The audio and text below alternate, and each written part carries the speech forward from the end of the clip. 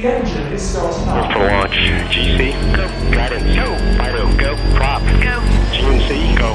Max, go. Eagle, go. Ecom, go. Pending final steps. The cabin link check. 3, 2, 1.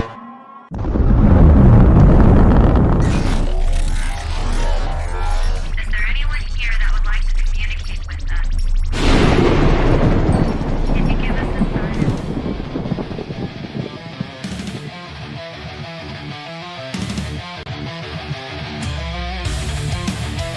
Welcome to the Riftnationnetwork, the RNN, putting a slide in your glide and a dip in your hip. Welcome to the mothership, the home of the travelers of the universe.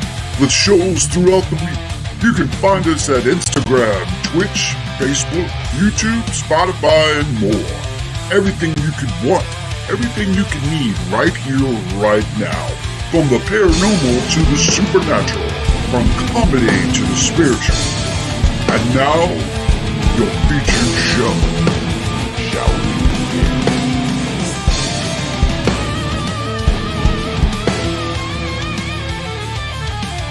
It's showtime, folks!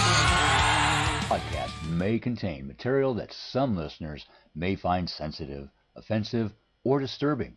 We strive to create respectful and informative content, but topics discussed may include mature themes such as violence, explicit language, or controversial subjects, triggering content including discussions related to mental health, trauma, or other sensitive issues, explicit language. Occasionally, our guests or hosts may use strong language. While we aim to handle these topics with care and empathy, we encourage listeners to exercise discretion. If you find any content distressing, consider skipping or seeking support. Remember that this podcast is not a substitute for professional advice. If you need assistance, please consult a qualified expert.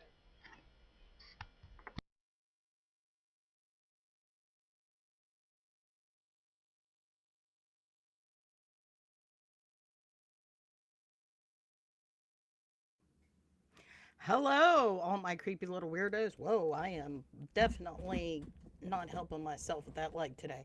Uh, Again, hello, all my creepy little weirdos. Welcome to Horror History and Awning tonight. As usually, I'm your tour guide through the strange, the paranormal, and the just plain weird. But here in the isolated cabin in Appalachia, we do something a little different. We tell stories by you about you. And tonight I have an interesting guest. She is a first time author of this book, The House That Echoed Madness. Her name is Destiny. She's a Punxsutawney native. And we are going to bring her up and we are going to talk about all things Destiny. Hi, Destiny. Welcome. Hi, how are you? Yay! Good. How are you? Doing okay.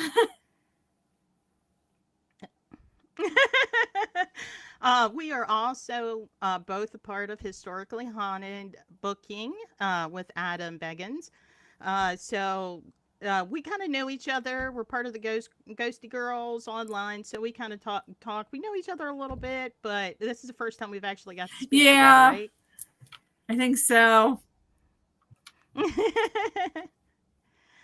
All right. So let's first off, well, hello, Michelle. I'm going to say hi. Hello there. Welcome, welcome, welcome.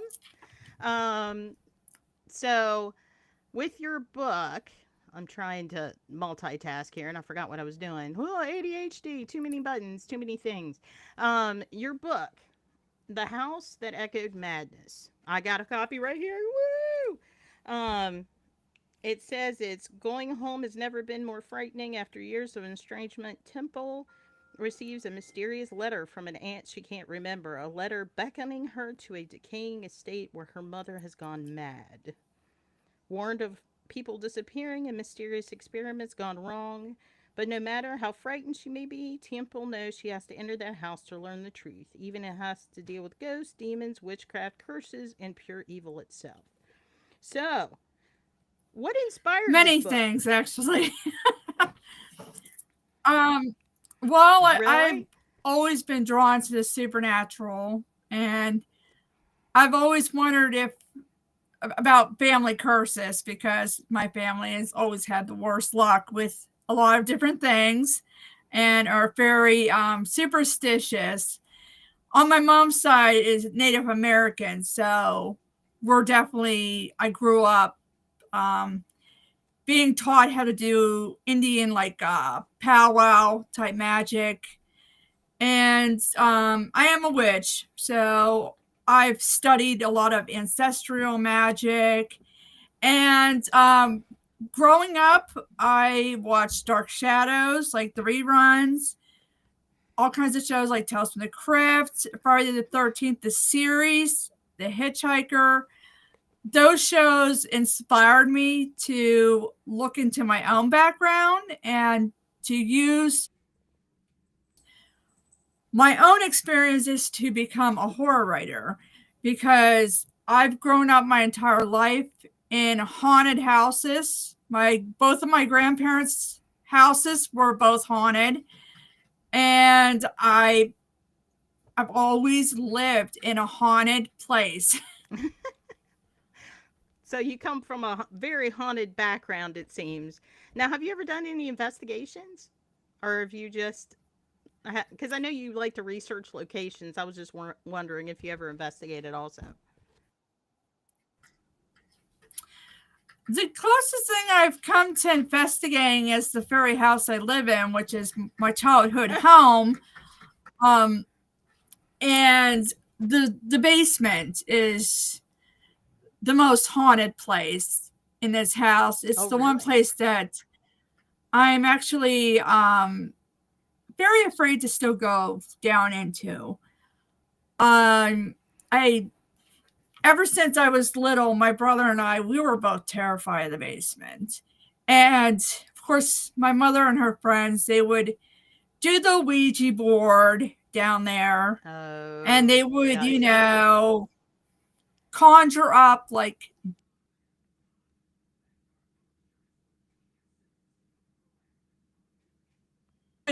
things they shouldn't be. Excuse me for 1 second. My son's something's cat happening in her background. Yeah, my son's cat is just. I thought he would have went to bed with my son, but he's decided to bother me. But yeah, they do I've a lot got of 5 in the house. So yeah, they did a lot of fortune telling and a lot of messing with the Ouija board, and then kind of pulling me into dating when I was maybe 8 years old, and it was a very terrifying thing, because we did the Ouija board one time before take a trip with my Girl Scout troop to Washington D.C. and the day before, my mom's like, let's do the Ouija board with my friends, but you got to do it because you're able to read the board better, which I didn't understand that part. Oh, wow. But it kept warning us, don't go. If you go, something's going to happen to Adam, my brother. And I had a really bad feeling.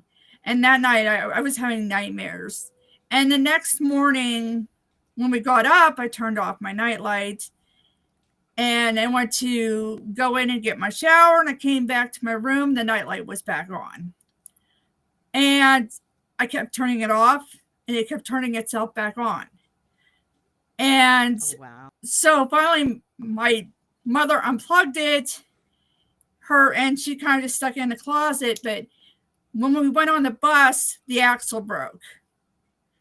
And we went on another bus, and a belt broke. So then we went on the third bus, and we made it down to Washington, D.C., and we were going through this old art museum. And I kept feeling like somebody was watching us. Somebody was following us. And I turned around, and there was this really creepy guy. I swear to God, he looked like almost like, I don't know if you remember, like Christopher Lee, how he looked in Dracula. It kind of resembled Christopher Lee. he was so wow. pale and his hair was so white. And he had this, his eyes were like real black. And everywhere we turned, I could feel him following us. And all of a sudden, wow. we stopped to look at this painting, and my mother was like, "Where's Adam?" And I'm like, "Oh my God, I don't know." And we all three, something told us to turn around. And when we turned around, my brother was staring at this big painting, and that guy was right smack up against him. He was literally hovering wow. over my brother. And we all screamed Adam's name at the same time, and Adam came running. And of course, all these people were turning and looking, and that guy just disappeared. Nobody knew where he went. wow. The security guards couldn't find anyone resembling him. But for the rest of the day, my brother was very, very sick. And we were very shaken. So, I imagine so. Like, he was there's basically been, stalked by some creepy Dracula dude. That would shake any. That's for sure. yeah, and my dad's always been a skeptical. And I remember we were up at my grandparents' place, and my dad looked at his parents and he said, "I swear to God, I've never in my entire life been as terrified as I was looking at that guy." He said, "I swear to God, that guy looked just like a vampire." And the way he Oh, disappeared, he wow. said, it still shakes him to this day. Wow. And who else saw that guy? Was it the whole group or just you guys or No, it was just me, my mother, and my father. oh wow. Okay. So you don't really know Yeah. if it was because I know that you've mentioned before, like in the group chat, that you're a little bit sensitive. Do you think that that's what it was? Like you were seeing your family could see what nobody else could see that day? I think so. And I just know that every time my mother would want to do the Ouija board, she'd pull me in because she said it would provide better answers and that I kind of have a gift as like a medium.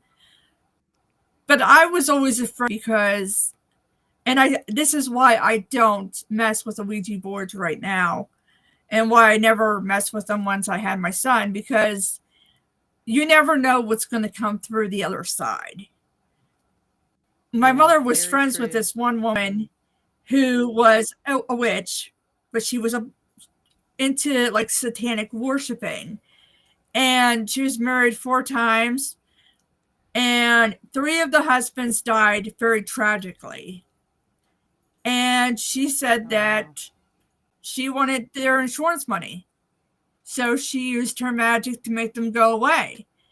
And she was trying to break up a marriage.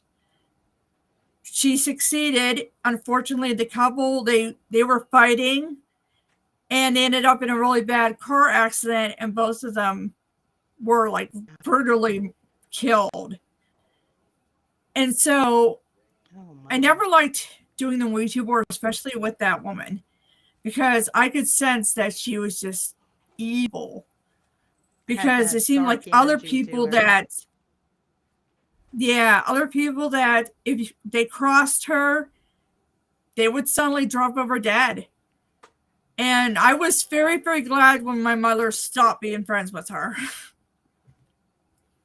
I can understand like all that negativity, like especially if you're sensitive and a sensitive child, like having that, and plus your mom was dragging you in there way too early without knowing what she was doing or protection. It was kind of, I don't want to say irresponsible, but irresponsible. I mean, like that had to have been rough as a kid, especially if you were already sensitive. You're bringing strange things into the house that you don't know what's coming through that portal that you're opening, or how to even deal with it once it does. Like that's crazy as a kid.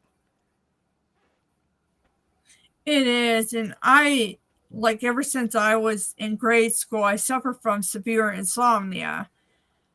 And it was like I would suffer from like sleep paralysis. I'd be dreaming about demons sitting on my chest, or I'd get awake and I'd see a dark figure at the foot of my bed, or I would just feel this evil presence, and I was terrified to go to sleep. And I mean, right now I have to depend on medication to get to sleep. It doesn't always keep me asleep, but there are still times when I find myself getting awake, especially between 3 and 4 in the morning, feeling like somebody is watching me. But my dad and my son are both asleep, but I could feel somebody watching me, and I've heard like a knock on my bedroom door, which I leave open, and I would jump awake and there would be a dark figure, but as soon as I would see them, they would disappear as fast. Right. That's crazy. So I'm still dealing with hauntings. Yeah. How did you do the research of your home and maybe other places you've researched? So that ties into your TikTok stuff. I've tried researching my house. I haven't gotten too far, except that it was built back in the 1950s, where it was like the site of an old tannery. The only person that lived there was a reverend who used to practice his sermons down in the basement. That's all that I've been able to find. The most haunted place I ever lived in was one with my son, and it was a horror. Like it looked like something out of like a Amityville horror. It was just a nightmare of a place, and there was like, it was infested with rats and all kinds of other rodents, and it was really, really evil. And the only thing I was able to find out was that there had been a lot of drug use, and that there had been a lot of deaths that had occurred back in the early 1900s, where like people that had stayed there died very painful deaths. And that's the only thing that I've been able to find out about that place. And what type of hauntings did you experience there? Because I know you told me, but so our visitors kind of understand why you said that place is so dark. It was, well, the moment I moved in, they had to put in a whole new staircase.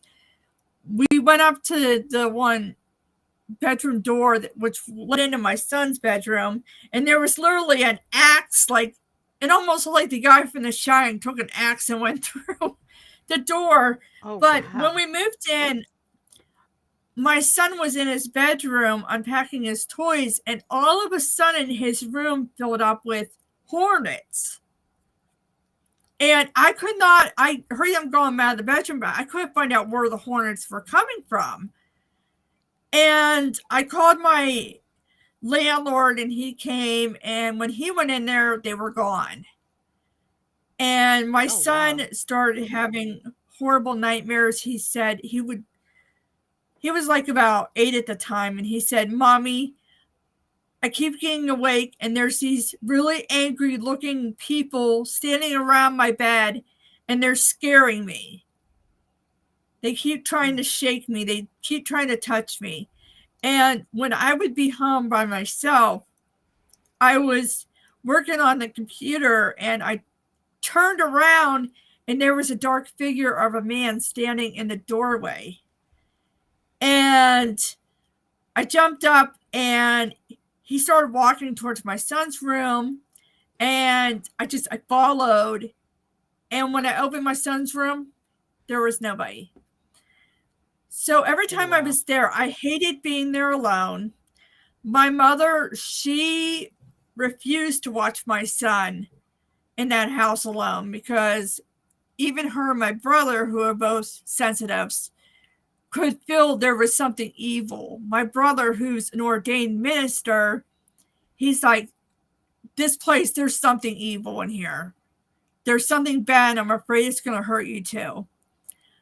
And I would feel like I was always being watched. And one time I was in the bathtub, my son was watching TV, and all of a sudden the lights went out, and the bathroom door slammed shut.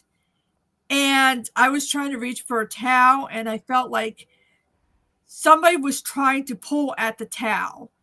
And I was terrified. And I was screaming for my son, and he was trying to open the door. And finally it opened, and the lights came on, and there was nobody there. But I remember feeling so terrified. It was like something out of that movie, The Entity. Being like dealing with that, like you're a single mom and your little boy at the time was so small, like you are the sole protector in that home, and to have something in your home that one you can't really see or touch, like how do you protect your son from something like that? Like that's a hard place to be as a single mom. Yeah, it was. I mean, all I could do was do a circle of protection and keep praying. But it was like actually a duplex. We lived on the top floor, which we had the whole floor to ourselves.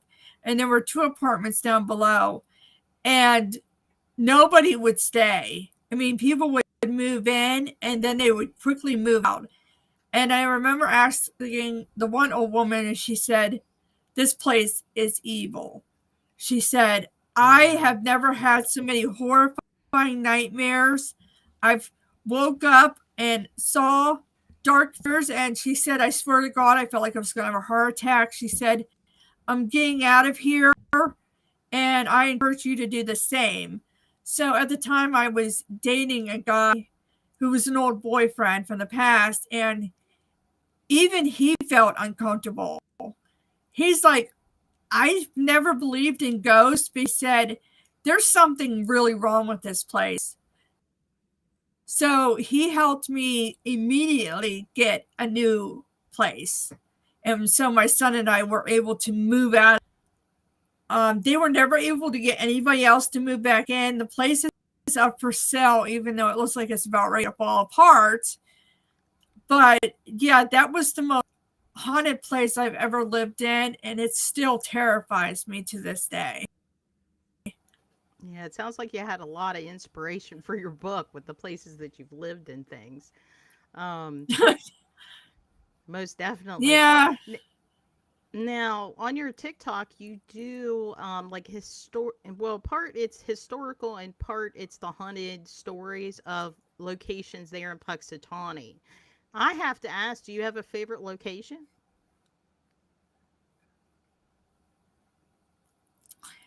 Um,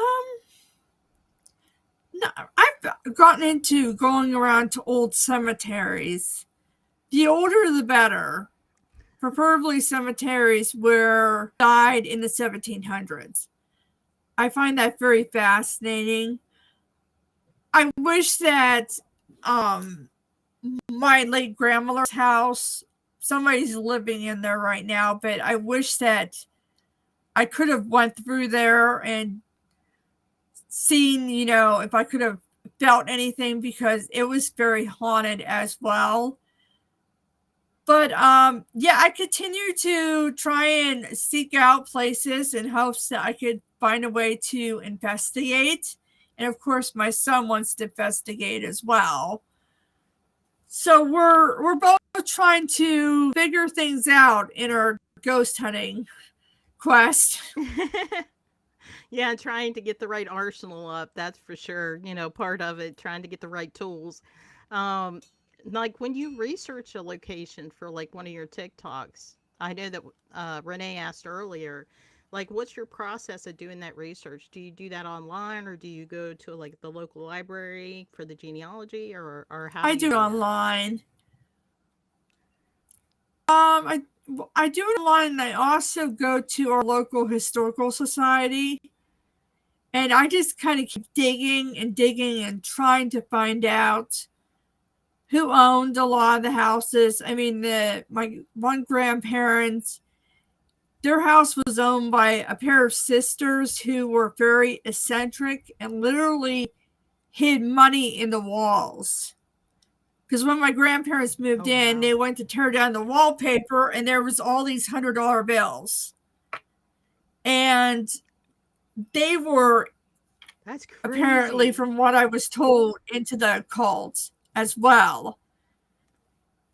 And so we often wondered if that had something to do with it. But my one memory of that staying the night there was being awake in the middle of the night and seeing a figure of a dark man standing at the foot of my bed holding what appeared to be a knife. And I looked up at the ceiling and there was a noose hanging. And I started screaming. And at the time, I was about 7, 8 years old. And my brother, of course, he slept through it until my grandfather came running. And I told my brother, and he's like, there's nobody here. I don't see anybody. Go back to sleep. You were having a nightmare. And it was like, well, not really. I was having trouble sleeping. And all of a sudden, the hall light came on and figure of a guy. And he disappeared. And I will never know who he was. Just that something horrible happened because we were sleeping and used to belong to my mother and my aunt. And they're in the closet when they first moved in. There was this secret door. And my mother was terrified. She didn't want to sleep in that room. And so my grandfather was like, well, you guys go to school and I'll look into it. And I don't know what he found, but he built over. When she came home, he had built over that hidden door, that hidden room. He built over it, and he would not say what he found. He said, I don't want to talk about it. Just know, your grandfather and I, we both decided to build over it so that you shouldn't be afraid of it. I will probably spend the rest of my life always wondering what was in that closet or what area that made him literally build it over it. I mean, he really built over it so that nobody could ever break through to get into it. Yeah, because that'll always be a question on the, like, what was so serious that he felt like he couldn't talk about it and like he had to cover it like that. And it makes you wonder if future like tenants, did they ever find that hidden room behind the wall?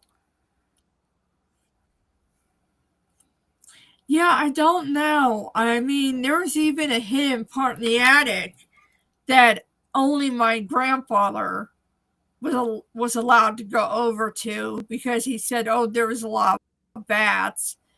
But my mother said that she tried going over there and it was just too frightening. She just felt this evil presence. So, yeah, I will always wonder. Right, and it's fortunate that you don't have anybody like you could talk to about it to find out any more information. So you kind of left hanging like what was so scary about those locations. So I understand your need to want to go like walk through that house again. I would too. I want to go. Let's go.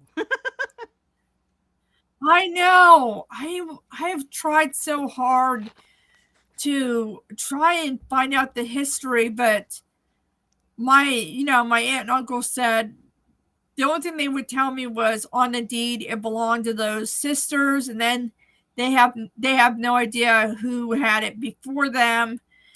But I mean, there was a section of the house that looked like it had been built on. Like there was a part, like this doorway in the closet that looked like at one time it led into another bedroom, but it was built over. Somebody built over and rebuilt the other side of the house. So there was a lot of secrets about the house. And I was terrified to sleep there. Oh, I imagine so with all that. And it makes you wonder, was the money behind the wallpaper like some sort of spell? Because they said they were eccentric and like there's suspicion of witchcraft there. I wonder if it was some sort of like money magic, to bring prosperity into the home or something like that, or was it solely just, you know, being that eccentric to hide the money under the wallpaper? Like, so many questions, unanswered questions. Yeah, I know. There are so many questions that answers for, and it drives me insane, but that helped inspire me to write. That's the Echoing Madness. Yeah, most definitely. I can see where your inspiration there. Now, I know that right now it's a standalone novel. Are you planning on doing more of the same theme or location as a novel, or are you doing wanting to do something completely different this I time? Well, I am doing another novel, but this one is going to focus more on like demonic possession. So, and possibly a little bit of a family curse as well.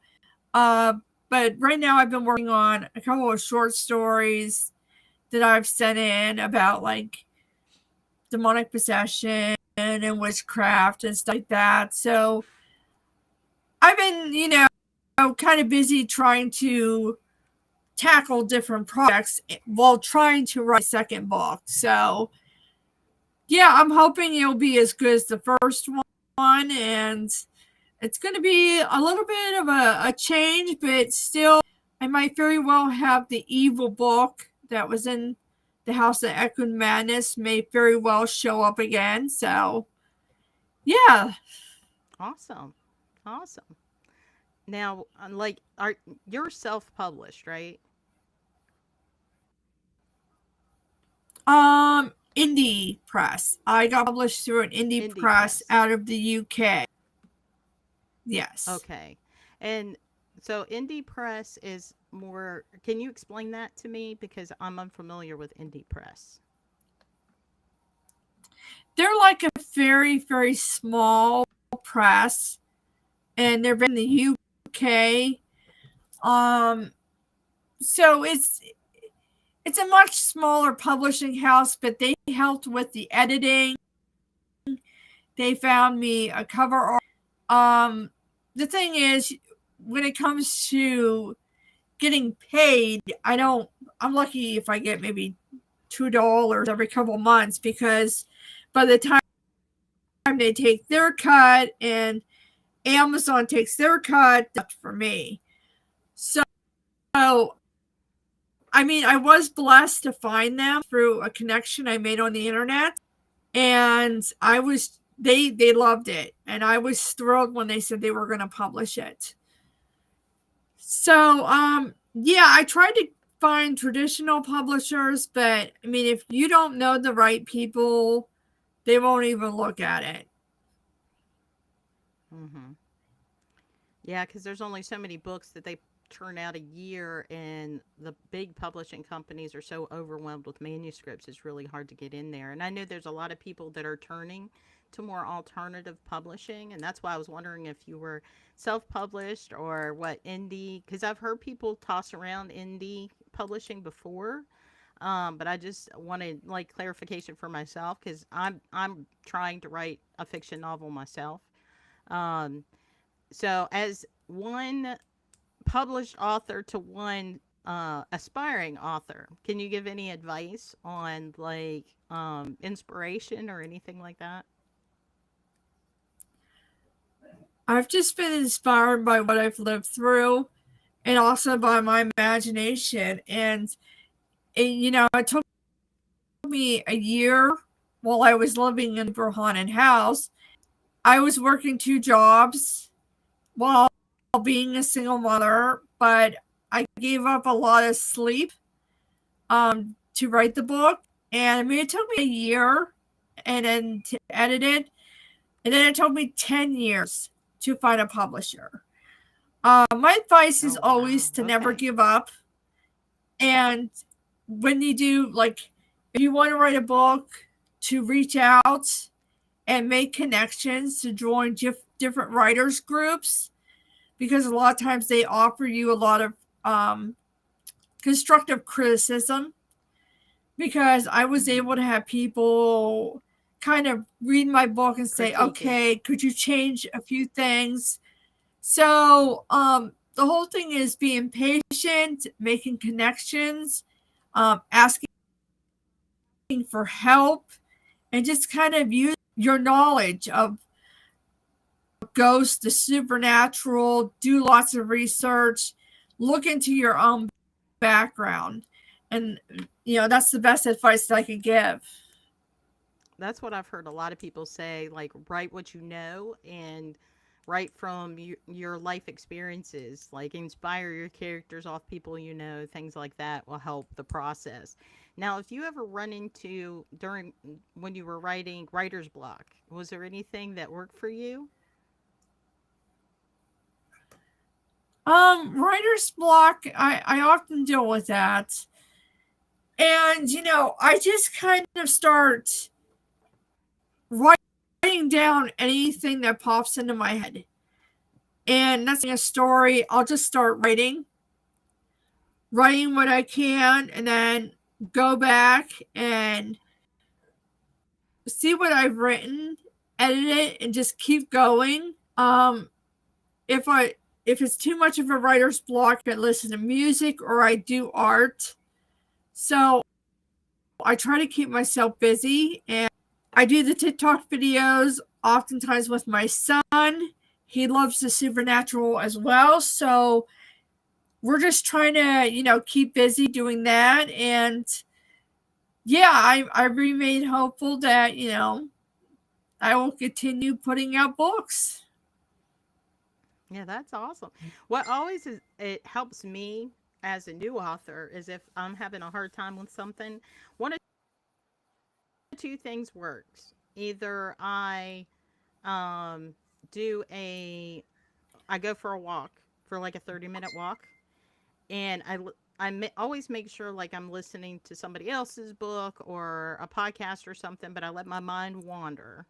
But usually in that 30 minutes out and walking and not thinking about the story and then coming back to the table, something will click and I'll be like, okay, that's how I get, so and so to end up here or talking to this person or that kind of thing.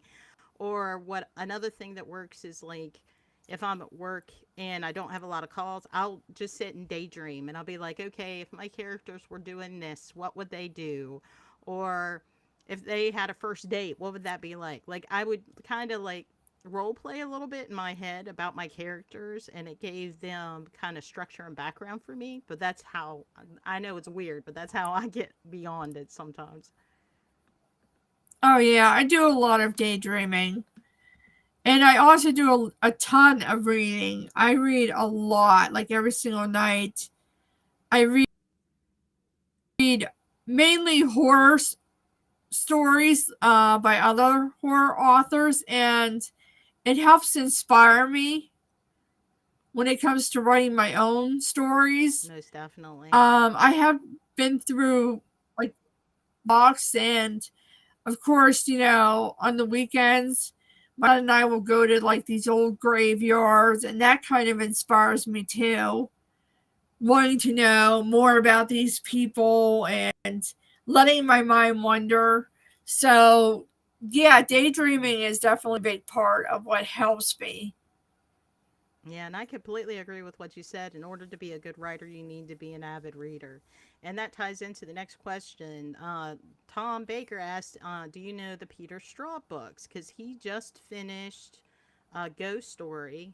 They just read it. I haven't read that one. I know who Peter Straub is, but I haven't read Ghost Story. I have read it. It's excellent. It's an excellent book. It's very, very good. Very cool. I'm taking it's about a ghost story by the title. Yeah, it's about a group of elderly men. They're part of this secret society where they gather together and tell ghost stories. And if I'm remembering correctly, one of them has a son or nephew that returns with a story of his own about this mysterious woman who came in his life and then disappeared, and he can't find anything about her. And as it turns out, these elderly men knew of a woman, the same woman that he described. And there is a very dark secret that happened many years ago with a woman, this woman, and it resulted in a very tragic death. And she basically comes back for revenge. Her ghost comes back for revenge, and it's pretty awesome. Like gathering together and these ghost stories when in fact you were a part of one. So yeah, it was a very good book. Right. You connect with the characters in that book, you know. Um, and that's the thing about like the paranormal community as a whole is like all of us kind of came from stories. Like we experienced something or we just heard stories about something. Usually it's an experience and it just kind of helped us build a community because not only do we have the historically haunted booking, a lot of us are paranormal or horror people, authors, vendors, actors, and so on. And then, like with the network I'm with, the Rift Radio Network, a lot of us come from a lot of paranormal backgrounds, and just like witch backgrounds, things like that. And it's funny how those experiences in our childhood and as we grow older create the type of communities because it is a taboo subject when anything that's out of the norm because people automatically think you're crazy or you're a loon or you're eccentric. But it really has a profound effect, on you as an adult and what you'll become. It really does, in my opinion. Oh yeah, definitely. Yeah. So you said that you read a lot of authors. Who's your favorite author? Well, that's a hard one. I would have to say right now, a book by an author. She passed years ago. Her name was Ruby Jean Jensen, and she was like this early grandmother who lived up in I think the Ozarks. I'm not really sure, but I know she lived isolated, and she wrote about horror stories revolving on kids. Now she wasn't afraid to like kill off a kid, which was something that was quite shocking because a lot of writers didn't want to do that. But I really admire how she wrote her because she would write about like cursed dolls and just objects. And another one of my favorite authors from back many years ago, I've read almost all of his novels, was Mao. He was the one that originally wrote the script for Beetlejuice. Oh, gotcha. Okay. One of my favorite books from him was a book called Katie about a psychopath serial killer that happened to be this young teenage girl. But yeah, those two are my favorites. And I mean, I read Frida McFaven, if I'm pronouncing that right. And I love discovering new authors. I love reading their books and hope that they'll repay the favor by reading. So, yeah, I have a lot of favorites. That's always favorite like ones. Yeah, well, see, I'm a classic horror. I don't want to say the bad word, but I like some of the classics like Frankenstein. I like Mary Shelley back in the day, Edgar Allan Poe. But like newer authors, I'm a Stephen King fan. I know he's taboo right now, but I've always loved his books. Hate to say it, but they were better when he was on drugs, but that's beyond the point. But they're still good books. I enjoyed Institute, Fairy Tale. Those were the last books that I've read of his. And I also liked, when I was a teenager, I was obsessed with the book Exorcist, The Exorcist. I read it about 3 times because Oh I yeah, hated it that's a because they good never one. explained whether it was psychological or whether it was a possession. So I read it like 3 or 4 times trying to nitpick at all the clues that were there to try to figure it out. But, the way he wrote it so well that it rode that fine line enough that there's no way to tell. You really can't in that book. Tom actually had a comment. He said that he had a paranormal encounter, but it wasn't scary. And it was long ago in 1989 when that happened. Tom, I agree with you. Not all paranormal things are scary. My first paranormal encounter Oh that I yeah. remember wasn't scary. It was far from scary. So, like, everybody has their own encounters, and not all paranormal encounters are scary. And then I hate to say it, but you kind of get desensitized too if you do a majority of investigations, because the scary stuff doesn't seem as scary when you've dealt with something really, really scary. If that made sense. Um, I've had some really scary encounters too. So I've had the spectrum. So when I go into investigation, plus I'm old and I'm a chubby, you know, love bug, but when I go to an investigation, I can't run. There's no point. So I'm just stuck there anyway. So why be scared? Yeah. But that's beyond the And point. I would like to say I did have a non-scary paranormal experience when I was little. I walked into my parents' room and I saw this old man, and he was wearing a red checkered um suit. And I went to go get my mom. I ran to tell my mom about this guy, and she went into the bedroom and he was gone. And she said, "Well, tell me, what did he look like?" And all of a sudden, she went and she pulled out there. It was a picture of my great grandfather. I had seen my great grandfather, and I remember he was looking at me and he smiled. And that's the last thing I remember.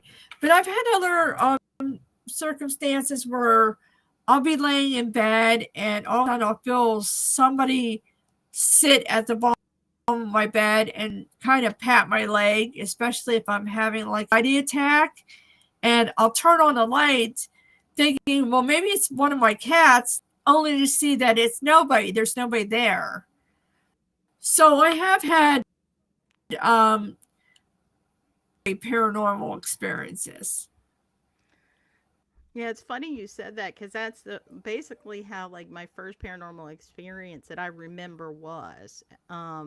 I was 7, 8. I was 8 years old. Yeah, and my father had battled leukemia. Um, and back then, like the treatments were harsh, so he had a lot of like open because with leukemia they will get these I remember him getting like these big lumps that would bust open, and it was scary, and he lost all his hair, and he got really really skinny. And then when he went in the hospital, I remember visiting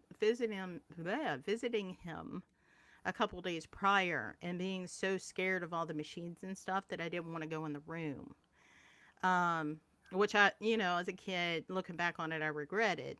But, you don't know that, you know, that's still your grandpap, with all the tubes and stuff. So a couple days later, I was in bed, asleep. I woke up because it felt like, I thought it was my mom, to be totally honest.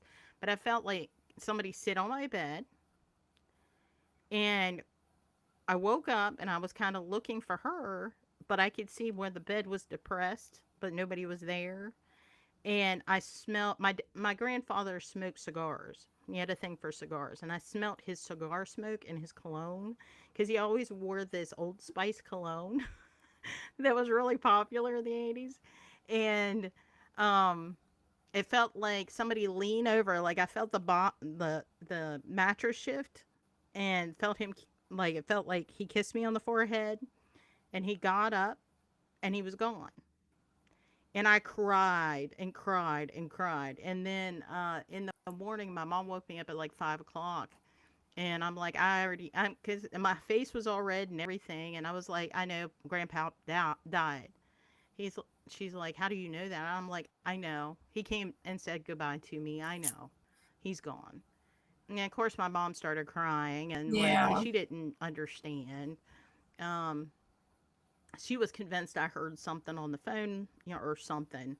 But yeah, that's how I found out my grandfather died. So, like, my first paranormal experience to me wasn't scary at all.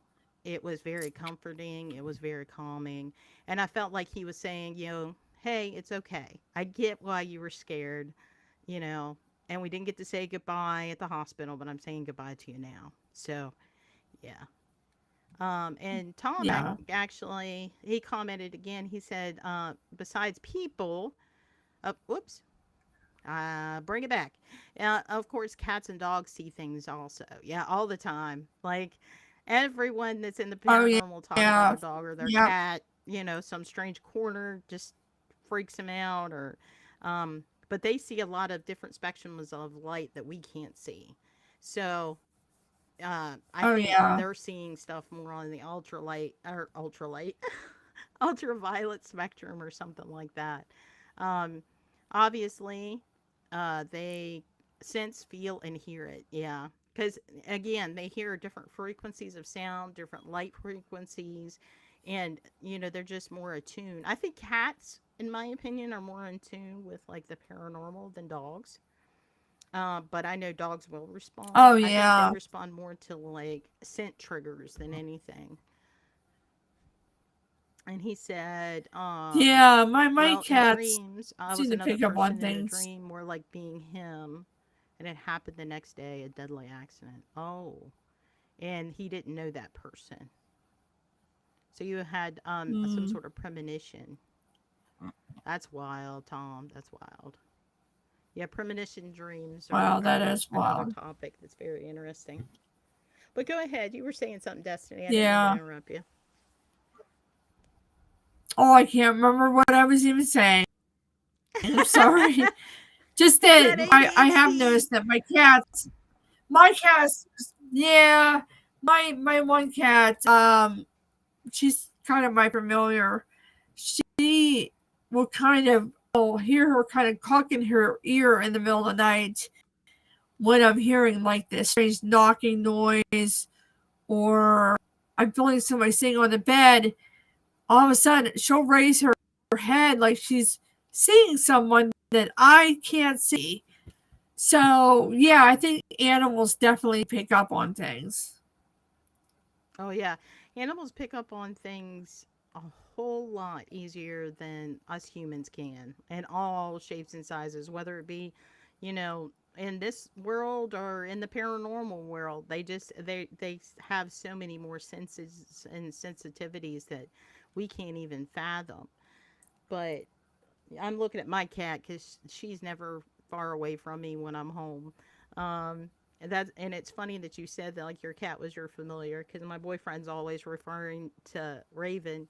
She's like that. She's not a normal cat. Like, I think she's your familiar, because I didn't want an animal or a pet because I didn't know, like, my like I didn't know where we were going to move, but I knew we were going to move at some point, and I knew a pet was going to complicate things. So I really was not looking for a pet. I was trying to avoid getting any type of animal. I had kittens offered to me, that kind of thing. And then this cat showed up at the door and then kept showing up and kept showing up and kept showing up. And then one day I let, because she would get to the point where she would knock on the door for a little bit of affection. And then when she was done, she'd go on about her business. Well, one day she come to the door for her affection, and then she walked right in, made herself at home, and just kind of looked at us like, oh, this is where I live now. Sorry about your luck. And we've had her ever since. But yeah, she's definitely my cat. And then we have, did you just come in here? Oh, yeah. Carson, Carson. Come here, Carson, Carson. Come here, buddy. And this is our other cat. This is Mr. Carson Daly, Mr. Fluffykins. Aw. Yeah, we got about 4 cats. My son has his own cat. I have my own cat. And then we have 2 that just run around. Well, Carson was my roommate's cat, and he had a lot of anxiety about people and noises Oh, and yeah. stuff. But for some reason, he loves me and Sig, my boyfriend, to death. So she's like, well, he loves you so much, and he's so happy since you moved in and everything, you can have him. So he's our other cat. But she has 3 other cats, and one's part bobcat, that we think. Oh, let's see. Wow, it's cool. Yeah, they're awesome. And said, and dogs may dark, and dogs, many dogs bark at the wall.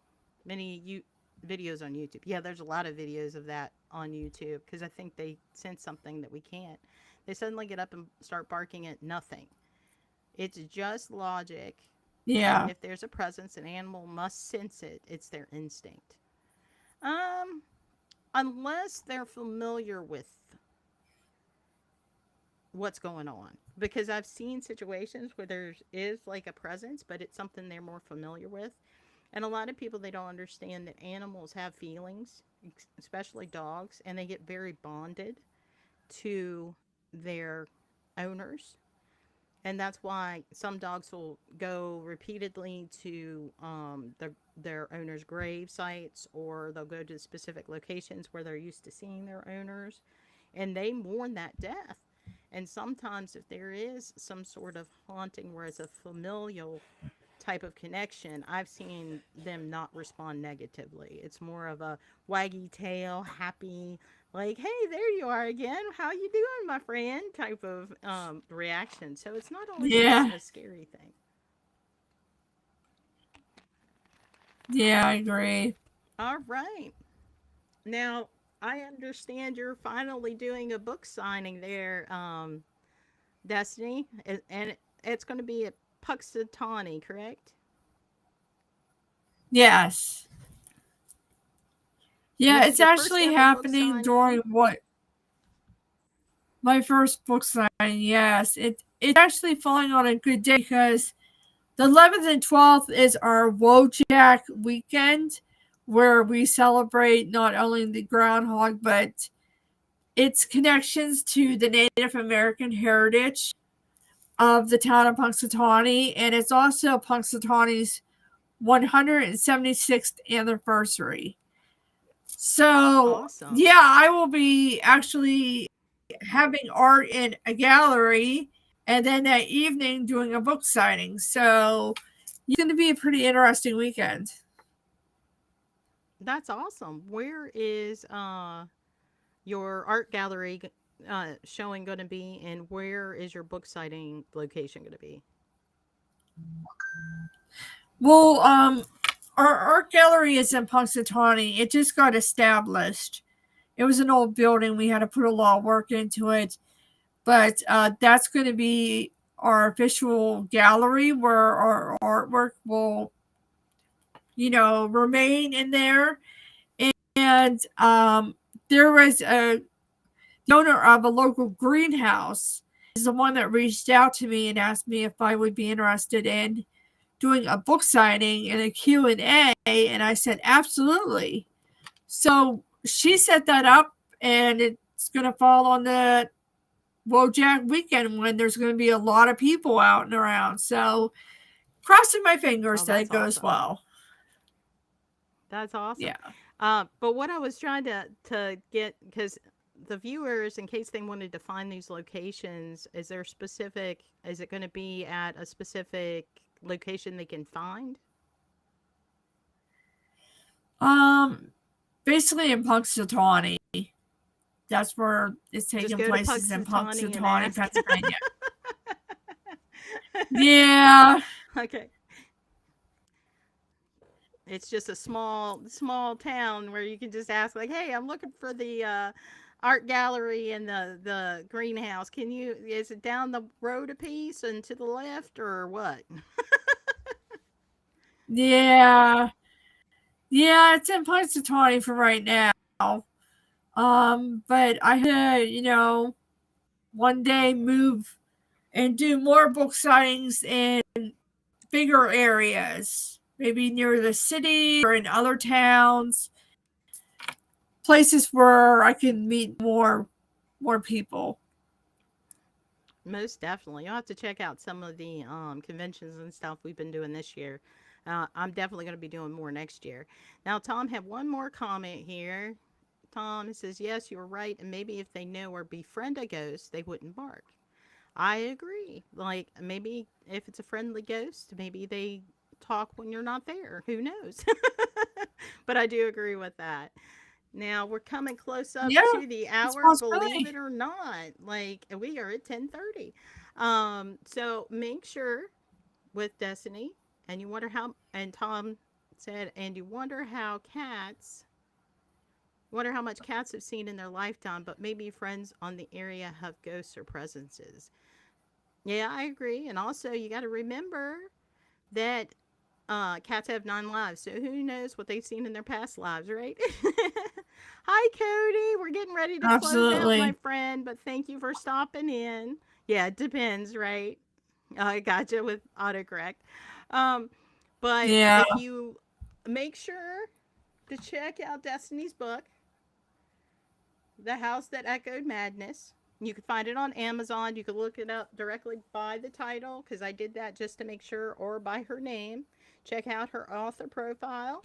Also, check her out for her book signing on October 11th in Punxsutawney, guys. Come say hi. We love meeting people.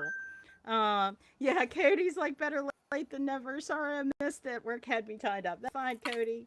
I get you. Trust me. There's always next week.